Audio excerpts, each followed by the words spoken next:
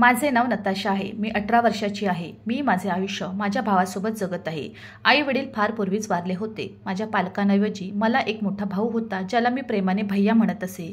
आमचं आयुष्य खूप छान चाललं होतं। आमचं घर खूप सुंदर होतं। माझ्या भावाने स्वतःला यशस्वी करण्यासाठी खूप संघर्ष केला होता। रात्रंदिवस मेहनत केली। त्याला एकटेपणात रडताना पाहून मला अनेकदा वाईट वाटायचे। कितीतरी वेळा मी त्याला विचारले की त्याने इतके कष्ट का केले, आणि तो फक्त हसला आणि काहीतरी म्हणाला, आयुष्यात काही मिळवायचे असेल तर कष्ट करावेच लागतील, नाहीतर आपल्यासोबत चालणारी माणसे आपल्या पुढे जातील आणि आपण मागे राहू। माझ्या भावाचे बोलणे ऐकून मी गप्प बसायचे आणि त्याच्या मेहनत आणि समर्पणाने त्याला इतके यश मिळवून दिले की त्याने स्वतःचे घर विकत घेतले, गाडी घेतली होती आणि आता त्याचा व्यवसाय चालवत होता। माझ्या भावाचे 2 वर्षापूर्वी लग्न झाले आहे। माझी वहिनी खूप छान बाई होती। आम्हा दोघींची खूप छान जमली। ना ती मला काही बोलली ना मी माझ्या अभ्यासात मग्न होते आणि मी माझ्या आयुष्यात सर्वात पुढे होते। माझ्या भावाने माझ्यासाठी खूप सुंदर खोली बांधली होती। तिथे मी पुस्तकं माझ्यासाठी ठेवली होती। माझी वहिनी आणि भाऊ खालच्या भागात राहत असताना इतर अनेक वस्तू होत्या। आज सकाळपासूनच का मला विचित्र अस्वस्थ वाटत होतं माहीत नाही। माझे मन खूप घाबरले होते। असं वाटत होतं आज काहीतरी वाईट घडणार आहे। माझे लक्ष विचलित करण्यासाठी मी अनेक वेळा डोके हलवले। मला काही चुकीचा विचार करून मन खराब करायचे नव्हते। मी देवाचे नाव घेतले आणि कॉलेजला निघाले। असा भाऊ मला सोडायचा, पण आज मी स्वतःहून बाहेर गेले। मी कोणालाही कळवले नाही। मुख्य गेटवर उपस्थित गार्डला कळवल्यानंतर बस पुढे निघाली। माझे मन खूप अस्वस्थ होते। कळत नाही का आज मी माझ्या आई वडिलांना खूप मिस करत होते, कारण अगदी छोटे होते। आणि मी सकाळी उठले आणि माझ्या पालकांच्या बाबतीत एक अतिशय भावनिक व्हिडिओ पाहिला। तेव्हापासून माझे हृदय खूप जड झाले होते आणि मी वेळोवेळी रडत होते आणि माझे हृदय साक्ष देत होते की काहीतरी होईल। तर मी लगेच स्वतःला शिव्या देत होते की देव न करो काहीतरी झाले पाहिजे। मी विनाकारण असा विचार का करते। लांबचा प्रवास करून मी माझ्या कॉलेजला पोहोचले। तिथे पोहोचल्यावर मी लगेच माझ्या वर्गाकडे निघाले। माझ्या मैत्रिणी पण आल्या होत्या आणि काही वेळाने शिक्षक आले आणि लेक्चर देऊ लागले। जेव्हा शिक्षक लेक्चर देऊ लागले तेव्हा मी अजिबात लक्ष विचलित केले नाही। मला वाचनाची खूप आवड होती। मलाही माझ्या भावासारखी यशस्वी व्यक्ती बनण्याची इच्छा होती। मला कोणाची यशस्वी पत्नी बनायची नव्हती, तर मला एक यशस्वी मुलगी बनायची होती। पण आज माझं लक्ष अभ्यासात अजिबात लागत नव्हतं। मी काय विचार करत होते माहीत नाही। अचानक शिक्षकाने मला धक्काबुक्की केल्यावर धक्का बसून मी लगेच शुद्धीवर आले। ती मला उभे राहण्याचा इशारा करत होती। मी ताबडतोब संकोचले आणि माझ्या जागेवरून उभी राहिले। सगळे विद्यार्थी फक्त माझ्याकडेच बघत होते। मलाही एक विचित्र लाज वाटली, पण मी लगेच स्वतःवर ताबा मिळवला आणि मी शिक्षिकेकडे पाहू लागले। माझ्याकडे बघून ती रागाने म्हणाली, तू कुठे आहेस? तुझे मन वाचायला आले आहे की घरगुती बाबींचा विचार करत आहे? मला सांग, मी काय शिकवत आहे?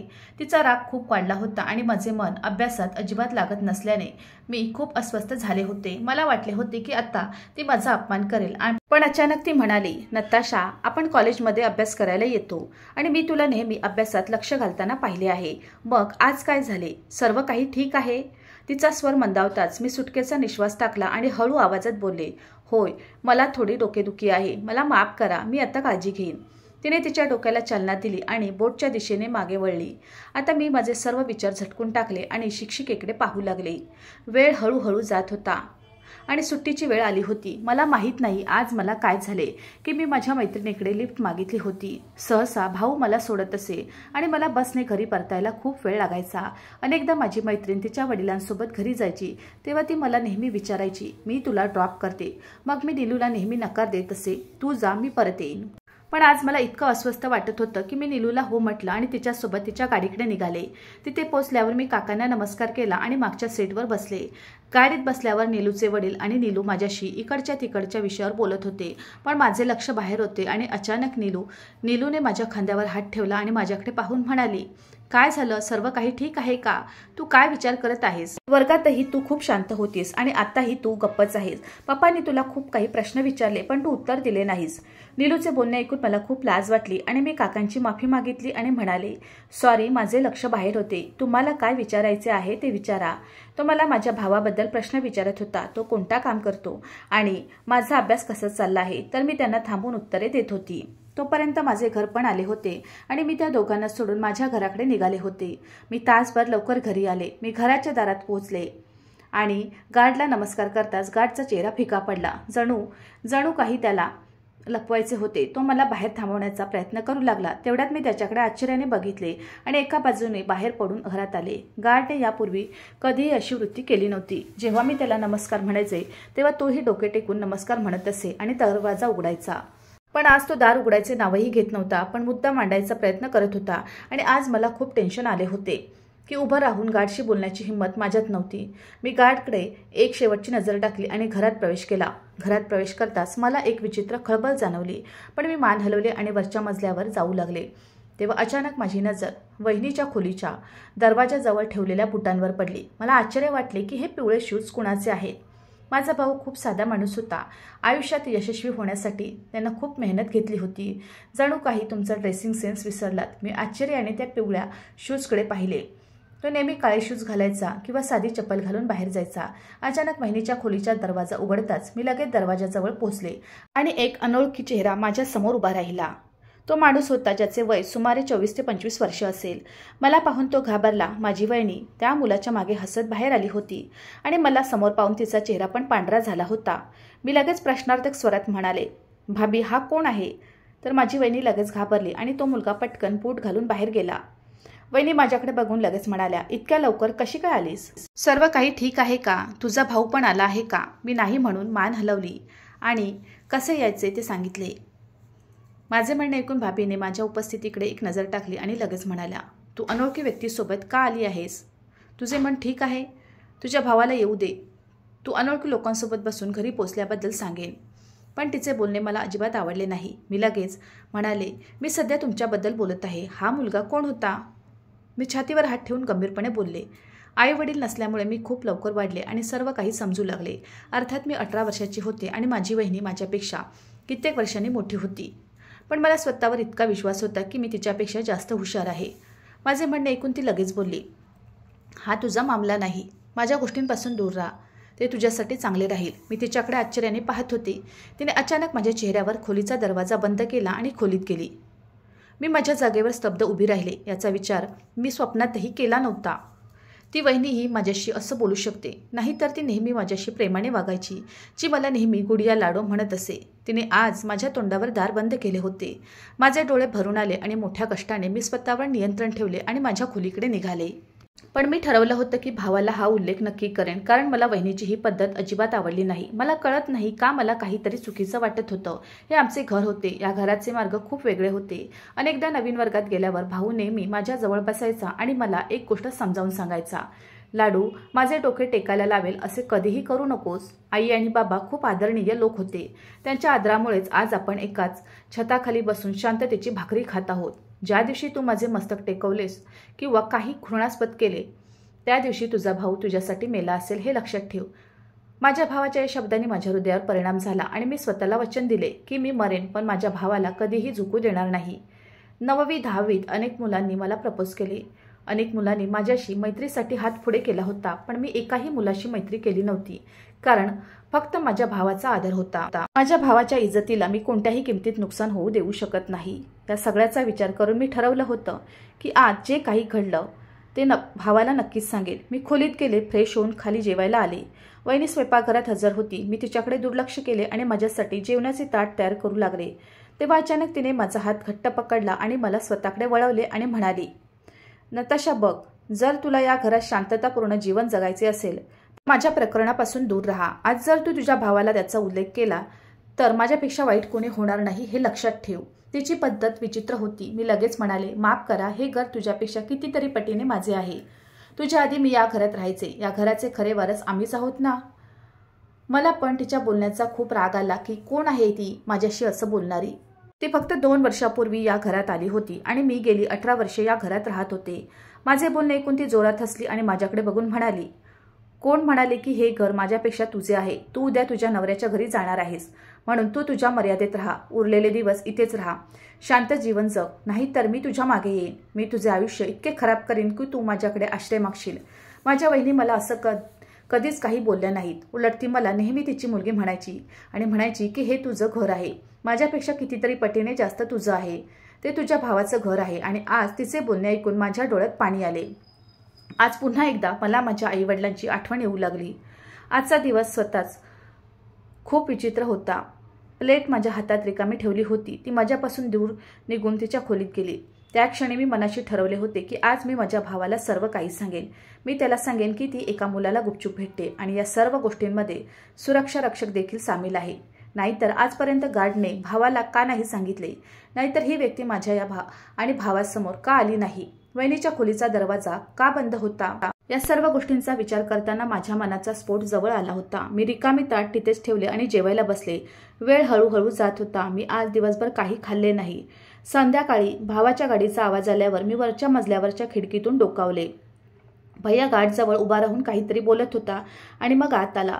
तो घरात येऊन काही क्षणच गेले होते की अचानक त्याने मला हाक मारली. मला वाटायला लागलं की भाऊ मला का बोलवतोय. मी ठरवले होते की संध्याकाळी जेव्हा तो मला भेटायला वरच्या मजल्यावर येईल तेव्हा मी त्याला माझ्या वहिनीच्या या पराक्रमाबद्दल नक्कीच सांगेन. त्याने कधीच येऊन मला संध्याकाळी असं बोलवलं नव्हतं. काहीतरी विचार करून मी माझ्या पायऱ्या खाली सरकले. मी खाली पोचले तेव्हा भाऊ खूप रागावलेला दिसत होता. त्याचा आवाज ऐकून वहिनीही बाहेर आल्या. कितीतरी वेळा तिने भैयाला इशाराही केला होता पण तो तिच्याकडे बघत नव्हता. मी येताच त्याने जागेवरून उभे राहून मोठ्या आवाजात विचारले, आज कोणासोबत आलीस? त्याचा टोन खूप विचित्र होता तर मी पूर्ण घाबरले होते. त्याच्याकडे बघून मी लगेच म्हणाले, भाऊ मी नीलूच्या वडिलांसोबत आणि नीलूला घेऊन आले होते. मी अजून काही बोलायच्या आधीच तो म्हणाला, मी तुला बसने यायला सांगितले होते. तुला बसने यायला त्रास झाला तर मी तुला कॉलेजवरून नेण्यासाठी येईल. आज तू हे काम केले आहे. भविष्यात असे करू नकोस. समाजाने किंवा कोणत्याही व्यक्तीने माझ्या बहिणीबद्दल काही नकारात्मक बोलू नये असे मला वाटते. आता तू काळजी घे. मी शांतपणे माझे डोके टेकवले. मी लगेच माझ्या बहिणीकडे पाहिले. ती विचित्र पद्धतीने हसत होती. जणू काही ती मला चिडवत होती. मी शांतपणे वरच्या भागात गेले. खूप रडावंसं वाटलं. मला भावाचे शब्द अजिबात वाईट वाटले नाहीत. माझ्या संरक्षणासाठी तो असे बोलत होता हे मला माहीत होते. पण मला वाईट वाटलं की भैयाला मला असं शिव्या द्यायला लागला तर तो वर येऊन शिव्या देऊ शकला असता. वहिनीसमोर का शिव्या दिल्या? पण मी वरच्या मजल्यावर शांत बसले होते. रात्री 8च्या सुमारास भाऊ जेवणाचा ट्रे घेऊन वरच्या मजल्यावर आला. तेव्हा वेळ वेगाने जात होता तर मी माझे पुस्तक वाचत होते. त्याला पाहून मी सरळ बसले. त्याने ट्रे माझ्यासमोर ठेवला आणि माझ्या डोळ्यात बघत तो म्हणाला, मला कळले की माझ्या बहिणीने काही खाल्ले नाही. मला त्याच्या छातीशी घट्ट मिठी मारताना त्याने हे सांगितले तर मी त्याचा राग काढला. मी काही उत्तर दिले नाही. त्याने अचानक माझ्या कपाळावर एक प्रेमळ चुंबन दिले आणि माझ्याकडे बघत तो म्हणाला, मी तुला सांगितले होते की या समाजात आमचा खूप आदर केला जातो. गुडिया तुला माहीत आहे की कधीतरी तुला माझे बोलणे वाईट वाटेल. कधी कधी तू म्हणशील हा कसला भाऊ आहे. सर्व वेळ थांबत राहतो. लहानपणापासून ते मोठे होईपर्यंत मला नेहमी एकच लेक्चर दिले जायचे की माझ्या इज्जतीचा आदर करा. मी हे सर्व फक्त तुझ्या सुरक्षिततेसाठी करतो. कारण मला माहीत आहे की मी बाहेरच्या जगात राहिलो आहे. या जगाचे कठोर वास्तव मी तरुण वयात पाहिले आहे. इथे राहणारी माणसे नसून पशु आहेत. इथे मुलांनाही सोडलेलं नाही. शेवटी तू एक निष्पाप मुलगी आहेस. माझ्या भावाचे बोलणे ऐकून मी त्याच्याकडे पाहिले जेव्हा त्याने पुन्हा एकदा माझ्या कपाळावर प्रेमाने हात लावला आणि मला हाताने भरवायला सुरुवात केली. मी शांतपणे जेवण खाल्ले होते. माझ्या डोक्याला हात लावत तो म्हणाला, तुझ्या वहिनीसमोर शिव्या दिल्याबद्दल वाईट वाटत असेल तर मी माफी मागतो. माझा हेतू तुला दुखावण्याचा नव्हता. पण मला तुला हे देखील समजावून द्यायचे होते की भविष्यात कोणत्याही मैत्रिणीच्या वडिलांसोबत किंवा मैत्रिणीच्या भावासोबत येण्याची गरज नाही. बसमध्ये कधी अडचण आली तर किंवा आणखी काही समस्या असल्यास मला एक मेसेज पाठव आणि मी तुझ्या एका मेसेजवर तुझ्यासाठी उपस्थित राहीन. माझ्या भावाचे बोलणे ऐकून मी नकारार्थी मान हलवली आणि अचानक त्याच्या छातीला लागून रडू लागले. मला सकाळपासूनच खूप विचित्र वाटत होतं. त्यामुळेच मला त्याची खरडपट्टी काढणे विचित्र वाटले नाही. नाहीतर माझा भाऊ अनेकदा मला शिव्या द्यायचा. कधी कधी हात वरही करायचा. पण मला त्याचे वाईट वाटले नाही. माझ्या नजरेत माझा भाऊ सर्वस्व होता. त्याच्याकडे बघून मी म्हणाले, भाऊ मला तुझ्याशी एक महत्त्वाची गोष्ट सांगायची आहे. तू जे काही बोललास त्याबद्दल मला वाईट वाटत नाही. उलट तुझ्या बोलण्यातून मला एक धडा मिळाला आहे की आता मी स्वतःचे संरक्षण केले पाहिजे. मी वचन देते की मी तुला पुन्हा तक्रार करण्याची संधी देणार नाही. माझे म्हणणे ऐकून भावाने होकारार्थी मान हलवली आणि माझ्याकडे प्रश्नार्थक नजरेने पाहू लागला. मी खोल श्वास हवेत सोडला आणि मी त्याला सकाळची गोष्ट सांगितली की मी भाभीच्या रूममधून एक अनोळखी मुलगा बाहेर येताना पाहिला होता आणि जेव्हा मी भाभीला सांगितले की मी या सर्व गोष्टी भावाला सांगेन तेव्हा तिला राग येऊ लागला. माझे म्हणणे ऐकून माझ्या भावाने आश्चर्याने माझ्याकडे बघितले आणि लगेच म्हणाला, गुडिया तू कशाबद्दल बोलत आहेस हे माहीत आहे का? हा आरोप आहे. यात थोडंसं खोटंही असेल तर ती अत्यंत चुकीची गोष्ट ठरेल. मी मान हलवून म्हणाले, मी माझ्या आईची शपथ घेते. भाऊ मी खोटे का बोलेन आणि तेही माझ्या वहिनीबद्दल.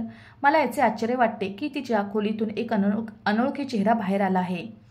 तिच्या या वृत्तीचे मला आश्चर्य वाटते. भाऊने माझ्याकडे प्रेमाने पाहिले आणि म्हणाले, ठीक आहे, जर तुला काळजी नसेल तर तू आराम करू शकतेस. मी तुझ्या वहिनीला विचारतो ती व्यक्ती कोण होती आणि तुला फटकारल्याबद्दल मी पुन्हा तुझी माफी मागतो. तेवढ्यात मी नकारार्थी मान हलवली आणि त्याच्याकडे बघत म्हणाले, काही हरकत नाही, तू माझ्या वडिलांच्या बरोबरीचा आहेस, तुला मारण्याचाही अधिकार आहे. माझे बोलणे ऐकून तो हसला आणि पुन्हा एकदा माझ्यावर प्रेम करत तो खोलीतून निघून गेला. या सर्व गोष्टी भावाला सांगितल्यावर माझे मन थोडे हलके झाले. मी जेवण उरकले आणि पुन्हा पुस्तक उघडून वाचायला सुरुवात केली. थोडा वेळ गेला होता की अचानक खालून ओरडण्याचा आवाज येऊ लागला. हे कसले आवाज आहेत म्हणून मी घाबरले. मी ताबडतोब चप्पल घातली आणि खाली पळाले. जेव्हा भाऊ आणि वहिनी खूप भांडत होते, मला पाहताच भाभी पुन्हा एकदा किंचाळली. तुझ्या बहिणीचं आचरण चांगले नाही. ती कोणत्या वाहनातून आमच्या घरी येत आहे हे मला माहीत नाही आणि विनाकारण माझ्यावर आरोप करत आहे. माझ्या खोलीतून एक अनोळखी माणूस बाहेर आला आहे. ती खोटं बोलत आहे. यात माझी चुकी नाही. असे काहीही झालेलं नाही. माझा मुद्दा समजून घेण्याचा प्रयत्न कर. तुझा माझ्यावर विश्वास नसेल तर गार्डला बोलवा. तो मुलगा आमच्या घरात आला असता तर रक्षकाला कळले असते. तो तिकडे दरवाजा उघडतो. तर माझ्या भावाने माझ्याकडे एक नजर टाकली आणि ताबडतोब वरच्या गार्डला बोलावले. मी ताबडतोब पायऱ्यावर उभी राहिले आणि माझ्या वहिनीकडे तिचे मत व्यक्त करण्याच्या पद्धतीमुळे घाबरून पाहिले. भावाच्या चेहऱ्यावरून जणू काही त्याच्या बोलण्यावर विश्वास बसला होता. त्याने अशीच पाठ फिरवली होती, जणू काही मी पाहिलं नसल्यासारखं. मी जिवंत नसल्यासारखं तिने माझ्याकडे दुर्लक्ष केलं. भावाने हे सगळे प्रश्न गार्डला विचारतात तो लगेच मान हलवत म्हणाला, नाही भाऊ, असं कोणीच आलेलं नाही. होय, ताईसाहेब नुकतेच अज्ञात वाहनाने आल्या होत्या. या व्यतिरिक्त आज काहीही चुकीचे घडले नाही जे मी तुम्हाला सांगू शकेन. अन्यथा तुम्हाला माहिती आहे, मी तुम्हाला सर्व गोष्टींबद्दल लगेच सावध करतो. भैयाने माझ्याकडे रक्तबंबाळ नजरेने पाहिले आणि सर्वांसमोर माझ्या चेहऱ्यावर जोरदार चापट मारली की माझा ताबा सुटला आणि पायऱ्यावरून खाली पडले. माझ्याकडे बघून तो म्हणाला, तुला लाज वाटली पाहिजे की मी तुझे इतके प्रेमाने लाड करत आहे आणि तू माझ्यात आणि माझ्या बायकोमध्ये भांडण लावत आहेस. या सर्व क्रिया तू कुठे शिकलीस? मी तुझा चेहरा मोडीन. तुला लाज वाटली पाहिजे. त्याचा राग अचानक गगनाला भिडला होता. मी चिंताग्रस्त नजरेने माझ्या भावाकडे पाहत होते. थोड्या वेळापूर्वी माझा भाऊ माझ्या कपाळाला हात लावून डोक्याला हात लावत होता आणि आता तोच भाऊ मला मारायला धावत होता. त्याच्याकडे बघून मी म्हणाले, भाऊ, मला खात्री आहे की मी खरे बोलत आहे. मी तुझ्याशी खोटे का बोलू? मी तुझी बहीण आहे. माझे म्हणणे ऐकून वहिनी लगेच म्हणाल्या, मला आता समजले की तू माझ्याशी असे का करत आहेस. खरं तर राकेश, आज तुझी बहीण दुसऱ्या गाडीतून आली तेव्हा ती येताच मी तिला खडसावले. अनोळखीच्या गाडीतून का आलीस? आणि साहजिकच तुझ्या बहिणीला या गोष्टीचं खूप वाईट वाटले आणि तिने खोटे विधान केले आणि ते तुझ्यासमोर मांडले आणि तू रागावलास. पण माझ्यावर विश्वास ठेव. मी तुझा विश्वासघात का करू? मी तुझ्यावर खूप प्रेम करते. मी माझ्या वहिनीकडे द्वेषपूर्ण नजरेने पाहत होते. ती माझ्या भावाला माझ्या विरोधात कशी भडकावत होती आणि माझ्यावर खोटे आरोप करत होती. तर माझ्या भावाने रागाने सांगितले की तिचे खाणेपिणे निषिद्ध आहे. तिला काही खायला देऊ नको. या गोष्टी करताना तुला लाज वाटली पाहिजे. तू घरात भांडण भडकवत आहेस. उभे राहा आणि तोंड दाखवू नकोस. माझ्या भावाची वृत्ती पाहून खूप रडावेसे वाटले. आजच्या आधी त्याने माझ्याबद्दल अशी वृत्ती कधीच स्वीकारली नव्हती. मी माझ्या अश्रूवर नियंत्रण ठेवले आणि माझ्या खोलीत जाऊन बसले. ती रात्र माझ्यासाठी खूप वेदनादायी होती. मी क्षणभर खूप रडले. मला माझ्या आईवडिलांची खूप आठवण येत होती. मी माझ्या वहिनीला आश्चर्यचकित करत होते की तिने माझ्याच भावाला माझ्यापासून कसे हिसकावून घेतले. त्यांचे रहस्य उलगडून मी मरायचे असे मी ठरवले होते. मी माझ्या भावाला सांगेन की त्याची पत्नी कोणती फुले खात आहे आणि तिचे तुमच्या नाकाखाली कसे प्रेम आहे. वेळ हळूहळू जात होता. दुसऱ्या दिवशी सकाळी मी कॉलेजच्या तयारीसाठी खाली आले तेव्हा अचानक मला पहारेकऱ्याने अडवले. माझ्याकडे बघत तो म्हणाला, साहेबांनी मला मनाई केली आहे की तुला बाहेर जाऊ देणार नाही, म्हणून तू तुझ्या खोलीत जाऊन विश्रांती घे. मी गार्डकडे आश्चर्याने पाहिलं आणि लगेच म्हणाले, दार उघड. एक महत्त्वाचं लेक्चर आहे. मी निघते. तू काळजी करू नकोस. मी त्याला समजावून सांगेन की मला आज का जायचं होतं. माझे म्हणणे ऐकून तो लगेच म्हणाला, मग आता तुम्ही समजावून सांगा, कारण जर मी साहेबांचे म्हणणे ऐकले नाही तर ते तुला नोकरीकडून काढून टाकतील. तर मी गार्डकडे रागाने बघू लागले आणि लगेच म्हणाले, मी तुमचा पाठिंबा का देत आहात वहिनीला?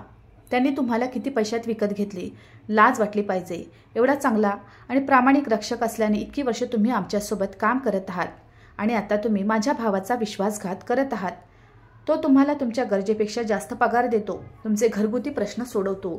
तुमच्या आईच्या औषधाचे पैसे ते तुम्हाला वेगळे देतात आणि तुम्ही अशा प्रकारे माझ्या भावाचा विश्वासघात करत आहात. लाज वाटायला हवी. तुमच्यासारख्या नोकरांना नोकरीतून हाकलून दिले पाहिजे. मी अजून काही बोलायच्या आधीच माझ्या भावाचा कर्कश आवाज आला आणि तुमच्यासारख्या बहिणींनाही जिवंत जाळले पाहिजे जे अनावश्यक गोष्टी करून घरात भांडणे लावत आहेत. तुला लाज वाटली पाहिजे. मी तुला माझ्या आयुष्याचा एक भाग मांडले आणि तू माझे आयुष्य उद्ध्वस्त करत आहेस. माझ्या भावाचा आवाज ऐकून मी वळून त्याच्याकडे चिंताग्रस्त नजरेने पाहिले.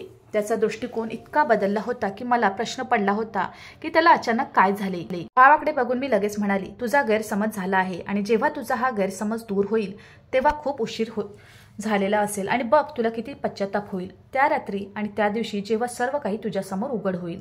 तो लगेच माझ्या जवळ आला. मी घाबरले आणि 2 पावले मागे गेले. त्याने माझे हात घट्ट पकडला आणि चेहरा त्याच्या हातात दाबला आणि म्हणाला, मला आशा आहे की तू रात्रीची थप्पड विसरली नाहीस आणि जर तू विसरली असशील तर मला कसे आठवण करून द्यायची हे तुला चांगले माहीत आहे. वर जा आणि तुला खाली येण्याची गरज नाही, नाहीतर मी तुझे पाय मोडून टाकीन. त्याच्याकडे बघून मी लगेच म्हणाले, भाऊ हे खूप महत्त्वाचे लेक्चर आहे, मला कॉलेजला जायचे आहे, प्लीज मला जाऊ दे. आणि तुझा विश्वास बसत नसेल तर तू स्वतः मला घेऊन जाऊ शकतो. माझे बोलणे ऐकून त्याने माझ्याकडे रागाने पाहिले. मला ओढत घरात नेले. मला पायऱ्यावर ढकलत तो म्हणाला, वरच्या मजल्यावर जा, मी तुला काय म्हणतोय ते तुला समजत नाही, माझी भाषा तुला फारसी वाटते. त्याचं बोलणं ऐकून मी शांत झाले. त्याच्या वृत्तीवरून मला समजले आज कितीही प्रयत्न केले तरी चालेल, तो मला कॉलेजला जाऊ देणार नाही. म्हणून मी आणखी संघर्ष न करता वर जाणेच योग्य समजले. हळूहळू वेळ निघून गेला. 10च्या सुमारास मला अचानक भूक लागली आणि काहीतरी विचार करून मी खाली आले. मी ठरवले होते की जर भावाने मला जेवण देण्यास नकार दिला तर मी स्वतः घेईन. माझे स्वतःचे घर आहे, मला कोण नकार देईल. रागाच्या भरात त्याने हे बोलले असावे. खाली येताच लॉन्जमध्ये दृश्य पाहून मी आश्चर्याच्या समुद्रात बुडाले. अगदी माझ्यासमोर बसलेला तोच मुलगा माझ्या वहिनीच्या अगदी जवळ बसला होता आणि तिच्याशी हसत मस्करी करत होता. मला पाहून दोघेही एकदम गप्प झाले आणि वहिनी त्याचा हात हातात घेऊन तिच्या खोलीच्या दिशेने निघाली. तो माझ्याशी काही बोलला नाही. ती त्याच्यासोबत तिच्या खोलीत गेली. मी खेदाने होकारार्थी मान हलवली आणि शांतपणे स्वयंपाकघरात गेले. मी माझ्या भावाला सांगण्याचा प्रयत्न केला होता की तुझी पत्नी मोठी खेळी करत आहे, पण माझ्याच भावाने मला दोषी मानून मला थप्पड मारली आणि माझ्यासोबत गैरवर्तन केले. नाश्ता करताना माझं मन त्याच मुद्द्यावर अडकलं होतं. मला माझ्या वहिनीचे रहस्य तरी उघड करावे लागले, अन्यथा मी माझ्या भावाबरोबरचे माझे नाते कधीच दुरुस्त करू शकले नसते. ही स्त्री चांगली नव्हती. तिच्या पद्धती मला अजिबात योग्य वाटल्या नाहीत. तिने त्या मुलाचा हात ज्या प्रकारे धरला होता, ती ज्या प्रकारे त्याच्याशी बोलत होती, हे सर्व अतिशय बेकायदेशीर होते. त्याच्याकडे पाहून असे वाटले की जणू तो तिचा प्रियकर आहे आणि एखाद्या स्त्रीचा प्रियकराकडे असा दृष्टिकोन असतो. आज मी ठरवलं होतं की काहीतरी करून भावाला पटवायचा प्रयत्न करेन. नाश्ता करून मी आले आणि माझ्या खोलीत बसले आणि नीट विचार करू लागले की आता काय करायचं. काही करून हे गुपित मला भावासमोर उघड करायचे होते. म्हणून काहीतरी विचार करून मी भावाला फोन केला. माझे हृदय खूप जोरात धडधडत होते. मी जे बोलले ते माझ्या भावाला समजणार नाही हे मला माहीत होतं, पण त्याने माझे ऐकावे अशी मी प्रार्थना करत होते. कुणास ठाऊक माझे ऐकून त्याचा विश्वास बसेल. माझ्या दुसऱ्या बेलवर त्याने कॉल उचलला आणि कटिंग टोनमध्ये म्हणाला, तू का फोन करते, तुला माहीत नाही का मी ऑफिसमध्ये आहे, तू मला का त्रास देत आहेस. त्याच्याकडून ऐकून मला खूप वाईट वाटले. नाहीतर मी त्याला कधीही फोन करायचे आणि तो माझ्याशी व्यवस्थित बोलायचा, पण आज त्याची स्टाईल बघून माझ्या डोळ्यात पाणी आले. पण मी स्वतःवर नियंत्रण ठेवत म्हणाली, मी बरोबर सांगितलं ना, तुझी पत्नी तिच्या खोलीत एका अनोळखी मुलासोबत बसली आहे आणि या सगळ्यात गार्डचाही हात आहे, पण तू माझे ऐकले नाहीस. तुझी पत्नी अजूनही तिच्या खोलीत एका मुलासह उपस्थित आहे. त्यांना वाटते की मी तुला हे रहस्य कधीच सांगणार नाही, कारण मला तुझ्याकडून मारहाण झाली आहे आणि तू माझा खूप अपमान केला आहेस. पण भाऊ, मी तुझ्यावर खूप प्रेम करते, तू माझे सर्वस्व आहेस. माझ्या म्हणण्यावर तुझा विश्वास बसत नसेल तर 10 मिनिटाच्या आत तू ऑफिसवरून घरी ये आणि तुझी बायको तुझ्या पाठीमागे काय करते आहे ते स्वतःच्या डोळ्यांनी पहा. माझे बोलणे ऐकून माझा भाऊ गप्पच झाला. तो ताबडतोब म्हणाला, नताशा लक्षात ठेव, जर तू म्हणतेस ते खोटे आहे हे सिद्ध झाले तर मी तुझ्याशी सर्व संबंध संपवून टाकेन. मी लगेच म्हणाले होते, तुला जे काही करायचे आहे ते तू नंतर करू शकतोस, पण आधी घरी येऊन बघ तुझी बायको तुझ्या पाठीमागे काय करते आहे. माझे ऐकून भाऊ म्हणाला, फोन बंद कर, मी लगेच येतो. काही वेळाने मला त्याच्या गाडीचा आवाज आला. मी लगेच खाली पोचले तेव्हा तो माझ्यासमोर उभा होता. तो खूप वेगाने आला. असा हा 10 मिनिटाचा प्रवास त्याने पूर्ण केला असावा. मला एवढेच माहीत होते की तो लगेच माझ्याकडे आला आणि माझ्याकडे बघत म्हणाला, नताशा बघ, खोट्याला वाव नाही. मी होकार दिला आणि त्याचा हात धरून घरात आले. माझे हृदय खूप जोरात धडधडत होते आणि मी प्रार्थना करत होते की माझ्या मागे कोणतेही षड्यंत्र रचले जाऊ नये. योगायोगाने आमचा गार्डही बाजारात गेला होता, त्यामुळे मला गार्डच्या बाजूने काही टेन्शन नव्हते की तो भाऊ आल्याची माहिती वहिनीला देईल. आम्ही दोघे भाऊ बहीण लगेच भावाच्या खोलीजवळ पोहोचलो. त्यामुळे क्षणभर माझा भाऊ त्याच्या खोलीबाहेर ठेवलेल्या त्या पिवळ्या बुटांकडे बघत थांबला आणि माझ्याकडे पाहू लागला. त्याच्याकडे बघून मी लगेच म्हणाले, मी खोटे बोलत नाही असे तुला सांगितले होते, पण तू माझा गैरसमज केलास.